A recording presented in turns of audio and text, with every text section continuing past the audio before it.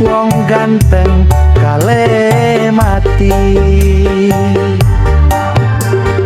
Dunya kuwi ora sepiro mung fana karo tipu daya. Akhirat kuwi selawase urip kekalang langka ujunge. Ditumpahno kereta Jawa sikil papat rupa manungsa.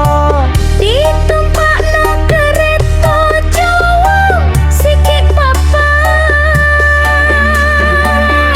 rupa manungsa. Ditutupi ambyang-ambyang, ditabur beras lan kembang. Urip peteng ning jero kuburan sing nolong mung amal. Apik dijaga, buruk disiksa.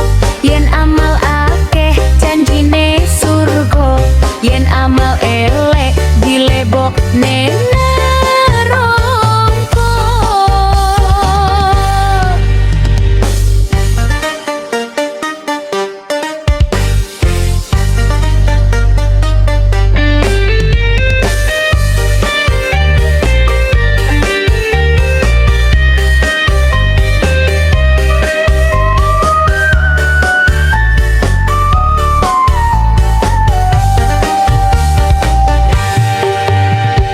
Dunya kuwi ora sepiro mung fana karo tipu daya.